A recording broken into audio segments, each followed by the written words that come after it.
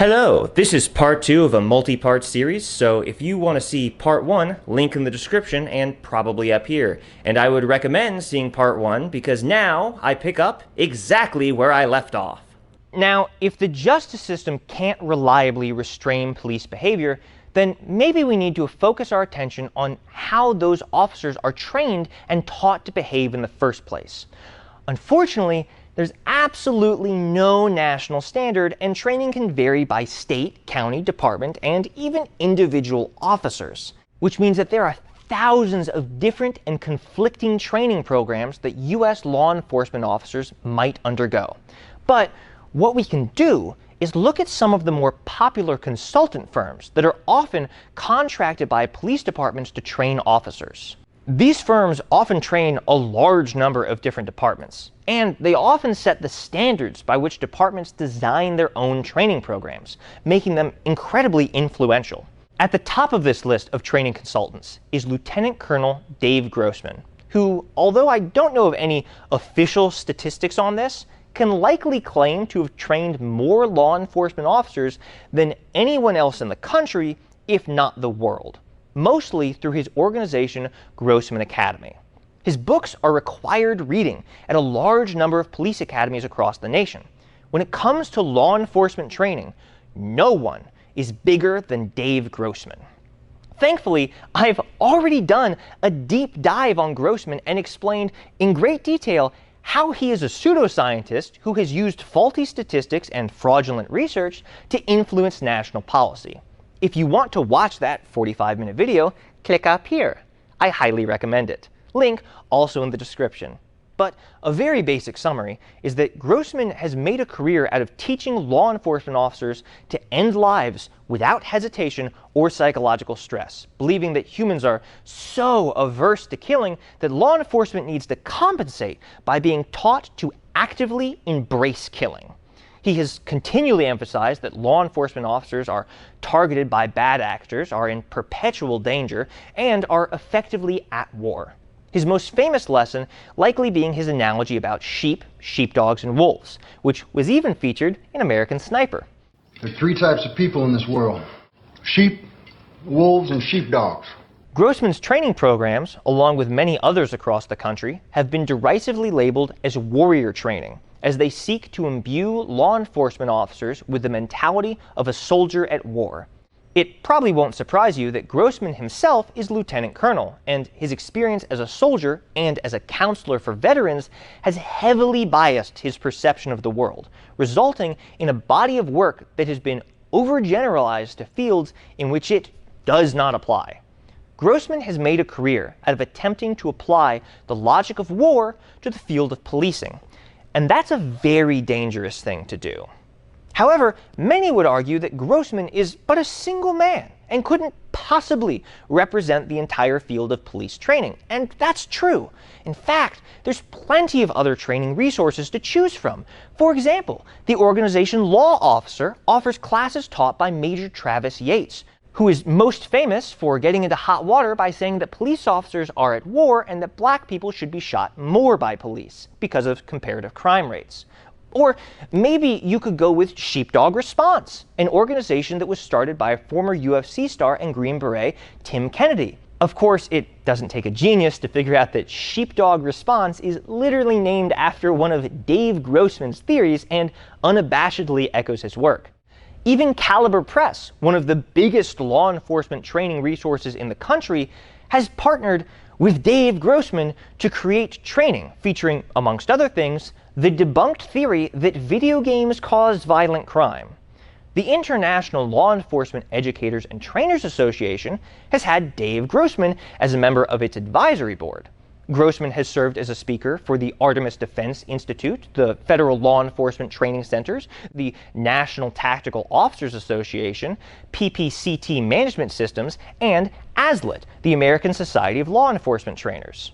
So, while Dave Grossman by no means controls the entire industry, his views have wormed their way through virtually every corner of it.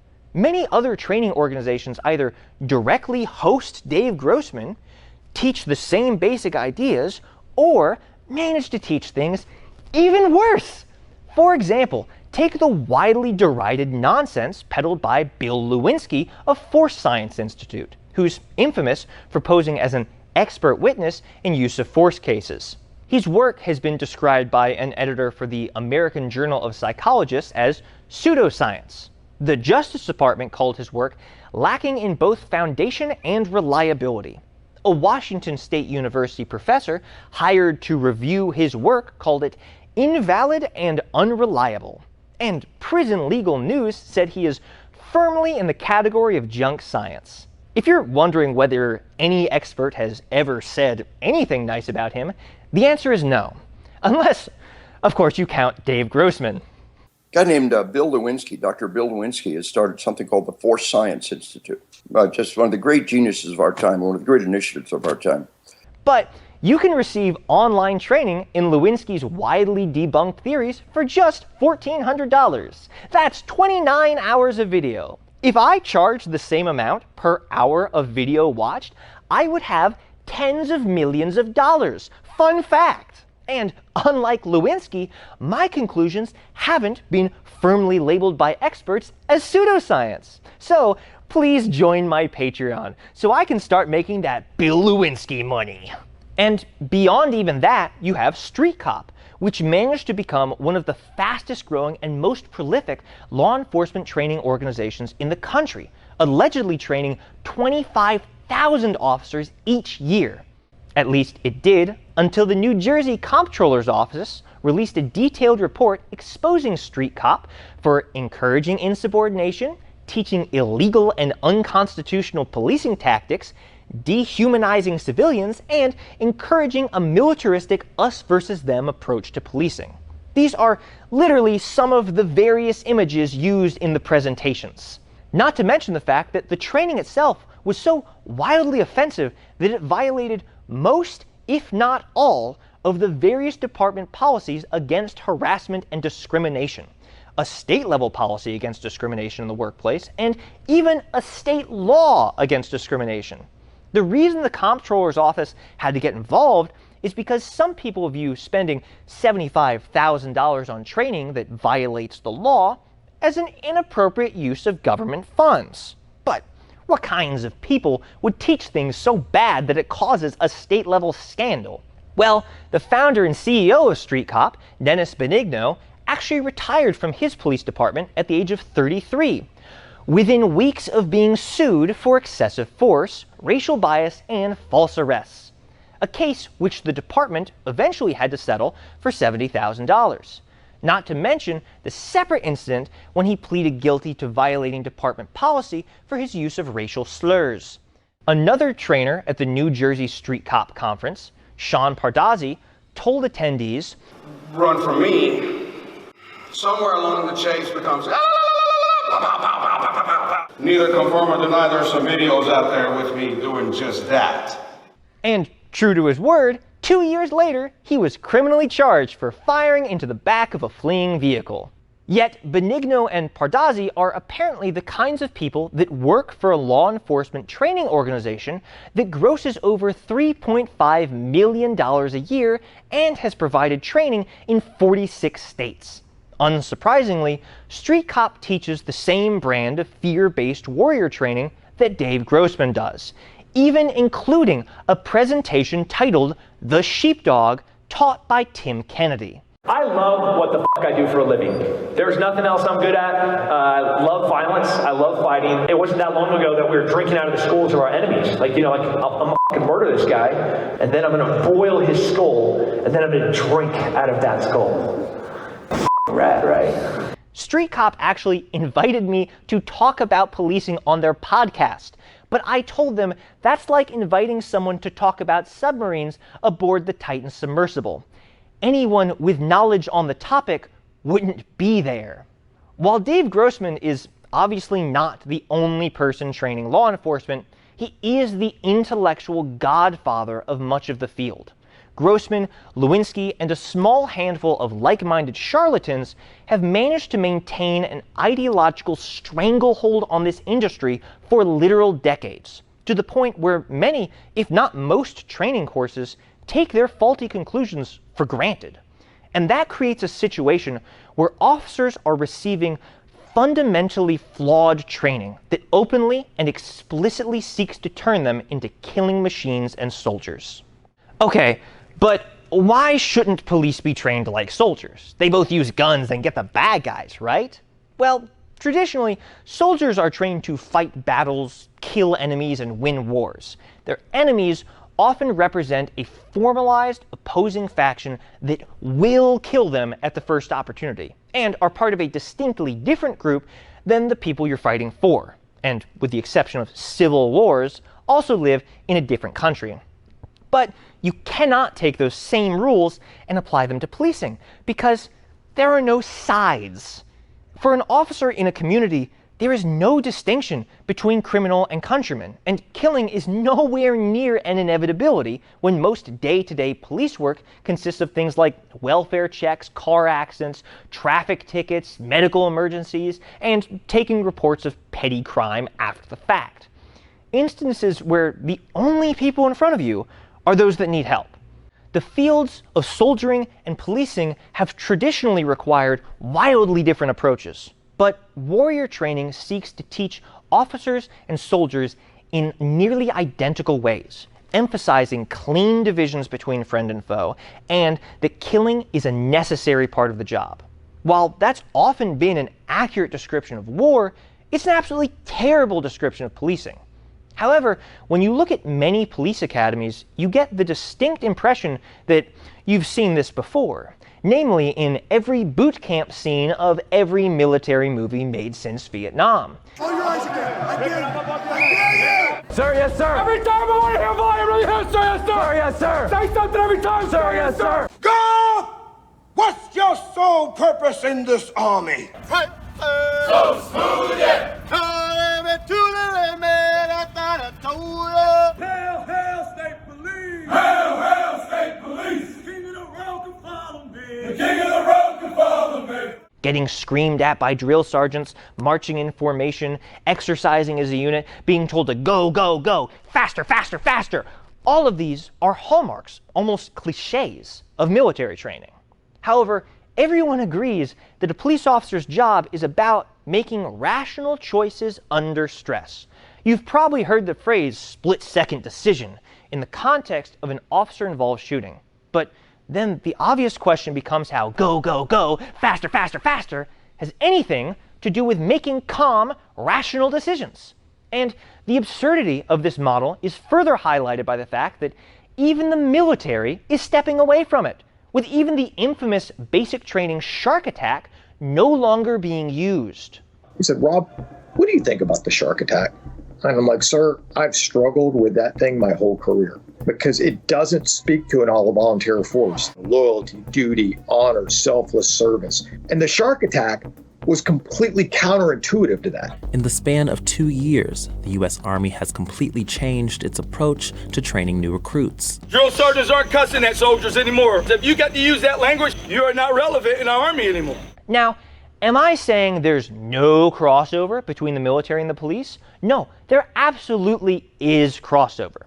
But it's not that police need to be better soldiers. It's actually that soldiers need to be better police. Ever since the asymmetric engagements and occupations that marked the global war on terror, the US military has attempted to alter its training to become better at policing, as conflicts become more nuanced. Keeping citizens safe, gaining a community's trust, and effectively integrating yourself among the people you serve are essential elements in the hearts and minds doctrine indicative of asymmetric warfare. And those things are also pretty obvious elements of policing too. But guess what? The military sucks at them. It's why we lost Vietnam. It's partially why we lost Afghanistan.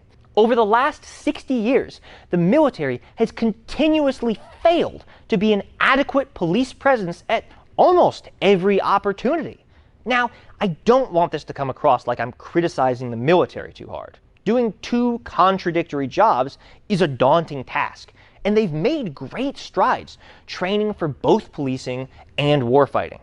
But in an era where the military is desperately trying to figure out how to be law enforcement, with very little to show for it, why would you ever Train law enforcement like the military. It's not exactly a winning strategy. This preference for a flawed military line of thinking can be found throughout warrior training programs. One notable example is Dave Grossman's sheepdog analogy. An old Vietnam veteran, an old retired colonel, put it to me like this. He said, Dave, most of the people in our society are sheep. They're kind, decent, gentle, productive creatures who can only hurt each other by accident under extreme provocation. Then they're wolves, and the wolves will feed on the sheep without mercy. And then the old boy said, there are sheepdogs. He said, I am a sheepdog, but I live to protect the lambs and confront the wolf.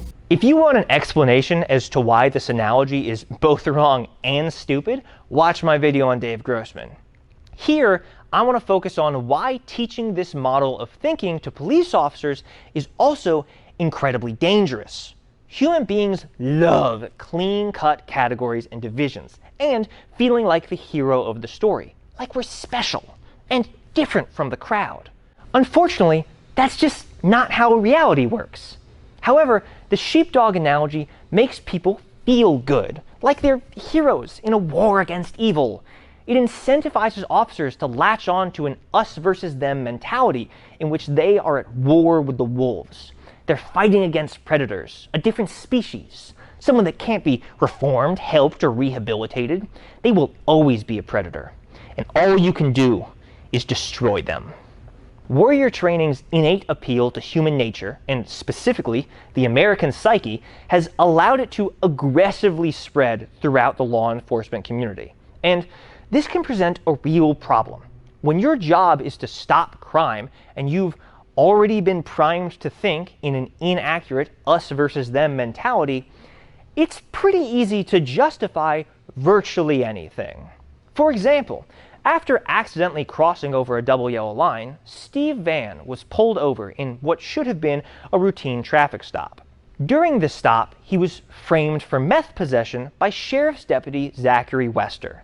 Deputy Wester did the same thing to at least a dozen other people, often targeting those that had already served prior sentences, likely because it would make his frame job more believable.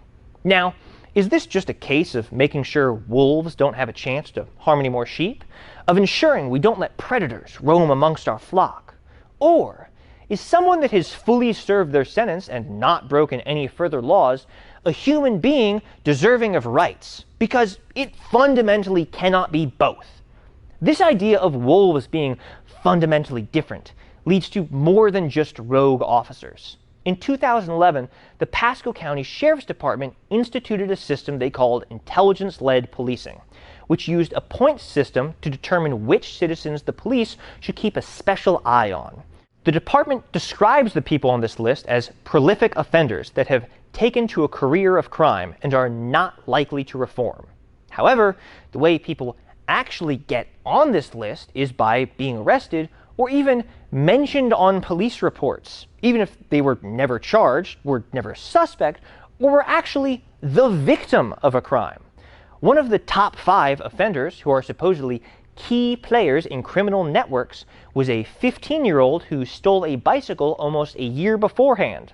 That was his only ever charge, yet it was somehow enough for him to be considered one of the hardest and most unrepentant career criminals in the county.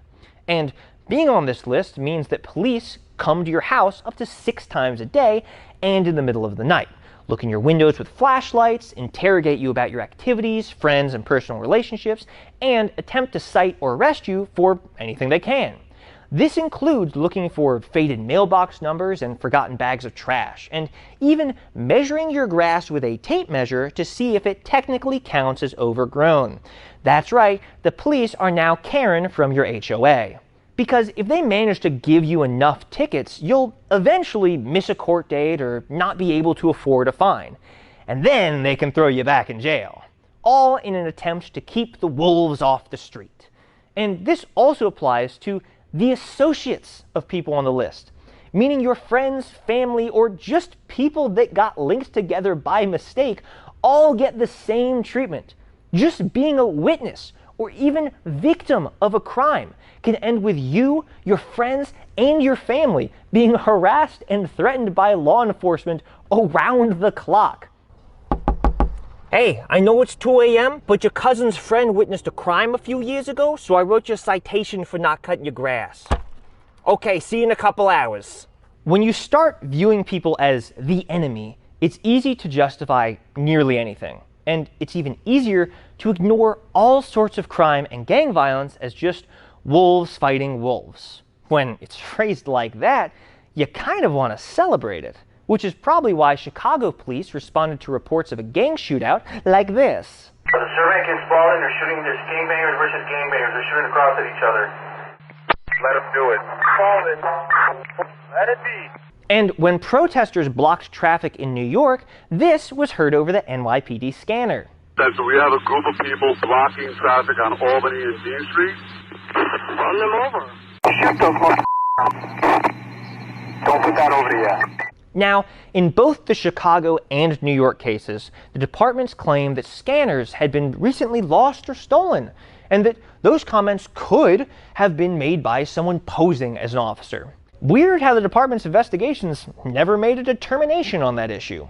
But remember, if anyone complains about the rhetoric you're using or the tactics you're employing, they're just sheep living in denial and don't understand the war that you wage. On top of this, you have to add the overt references to being chosen by God to protect his flock. And we have special power. We have supernatural power.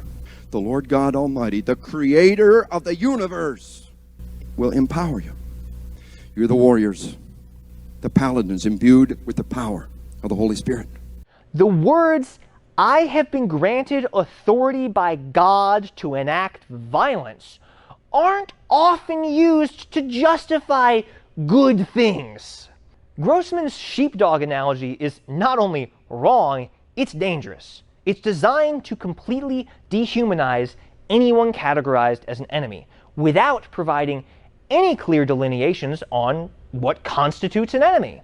It actively encourages ignoring societal guidelines on morality and elevates the sheepdog to a position of unquestionable moral authority. And it also preempts any counterarguments by labeling even the most justified of critics as sheep who couldn't possibly understand the war we wage.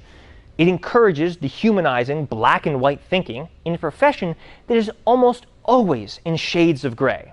It's the kind of ideology that inevitably leads to the ends justifying the means, and extreme moral lapses being viewed as nothing but sacrifices made for the greater good. It's the exact kind of villain logic that I would expect to see in a poorly written comic book. But it's a part of law enforcement official government-sanctioned curriculum. When warrior training programs spend time teaching officers that you have to exterminate the wolves by means that the sheep can't possibly understand, and then spend more time teaching officers to overcome their aversion to killing, what do you think is going to happen? You've created a false enemy, made officers feel as though they are specially equipped and exempt from sheep society's conventional moral guidelines, and then conditioned them to kill anyone without a second thought and feel good about it. I'm not calling names here. That's explicitly what the training is supposed to do. With training like that, it's a little surprising that anyone survives an encounter with the police. This training also leaves officers completely unprepared for situations in which there is no enemy, only someone who needs help. As an example, consider the case of when a suicidal man was shot and killed by Officer Ben Darby mere seconds after Darby arrived on scene. Why? Because the man didn't immediately put down the gun that he was holding to his own head. Hey, brother, put the gun down. Put the gun down. Hey, brother, put the gun down. Put it down. I'm not going to tell you again. Please, please, lower the gun. Perhaps Officer Darby misunderstood the call to help a suicidal man. Now, not only was Darby not fired, but it was found he hadn't actually violated any department policies. However, the two officers attempting to de-escalate were actually reprimanded and sent to remedial training, because Huntsville, Alabama department policy actually mandates that officers commit murder. And yes, It was murder. Officer Darby was criminally convicted of it. Despite this, the department's policy has not been changed. When officers are taught to be warriors that enact violence, it can be difficult for them to get out of that mode of thinking. This means that they can start looking for wolves to kill, even if none are present. If you teach officers that everyone is a threat and that you need to be ready to kill at all times, these are the behaviors that you need to expect. Cases like these are the obvious and inevitable result of that mentality. A central pillar of the problematic training received by many officers is the idea that they are in constant danger, with people like Grossman even spreading fictions about a hidden epidemic of invisible murders. I tell them you're a lying, dirtbag, media puke if you don't talk about one thing. Medical technology is holding down the murder rate. These dubious claims have resulted in an untold number of current and former officers with a warped perception of reality. And when you bend the truth in order to make people with badges and guns irrationally afraid of the general public, you are putting people's lives in jeopardy. Look at this idiot kid talking about things he doesn't understand. You want to know why violent crime is really down? It's because of every sheepdog out there putting their lives on the line. Law enforcement is one of the most dangerous jobs in the world, and cops need to be prepared to keep themselves safe. While law enforcement is certainly one of the more dangerous jobs, it's not any sort of outlier. On a list of the 25 most dangerous jobs in America, law enforcement ranks 25th. I've done jobs more dangerous than law enforcement, and even with a face this punchable, have yet to be killed. Law enforcement is safer than landscaping, but nobody thinks of landscapers as heroes engaged in an existential war against shrubbery.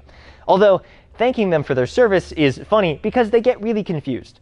If officers really wanted to work a dangerous job, they would be roofers. Now, the homicide rate, officers that are actually murdered by other people, is considerably higher, but still clocks in lower than taxi drivers and black men. That's right, an on-duty police officer is still less likely to be murdered than a black man existing. And it's not close. The rates are 10.6 per 100,000 for police and 54.2 per 100,000 for black men. More than a five-fold difference. And if law enforcement officers are within their rights to point their firearms at anyone that makes a furtive movement, why can't other groups do the same? Do taxi drivers and black men need warrior training as well? But what's also interesting is comparing the number of officers killed to the number of people killed by officers. In 2022, 245 officers died in the line of duty. However, 81 of those deaths were from COVID, and many others were from things like heart attacks and accidental car crashes. So, to simplify this, let's just look at deaths from being intentionally shot, which came in at 60. In the same year, the number of people shot to death by police clocked in at 1,060. Sworn officers make up less than 0.25% of the population, yet inflict over 5% of all gun homicides. While being a police officer is a dangerous job, interacting with police is considerably more dangerous. If an officer fears for their life while dealing with the public, the person they're dealing with should be almost 18 times more scared for their life.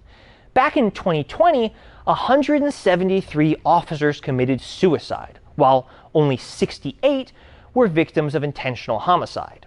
Even accounting for officers being attacked and killed with weapons besides guns, they are still much more likely to kill themselves than to be killed by a suspect. Statistically, the deadliest threat in any situation involving the police is the police. Now, obviously, law enforcement is only as safe as it is because they receive weapons, armor, and training, which is great.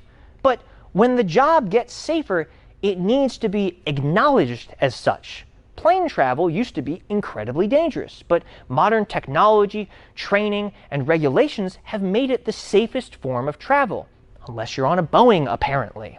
But if pilots behaved like they still flew unreliable 1930s aircraft, that wouldn't make them safer. It would just make them do a worse job, because they're not using the actual capabilities of the aircraft. If pilots started flying planes at 1930s speeds over 1930s ranges, passengers would be pretty ticked off, because pilot paranoia would be making them worse at their jobs. So, while being a police officer is one of the more dangerous professions, the level of fear that is often trained into them is not at all commensurate with the actual danger. And convincing people that they are at war and need to act like soldiers in hostile territory when they are, in fact, a law enforcement officer in a developed country after a decades-long decline in violent crime during one of the most peaceful periods in human history, is encouraging them to go out with a level of aggression and violence that threatens to escalate conflict. When officers are primed to look for potential dangers, they will find them, whether they're real or not.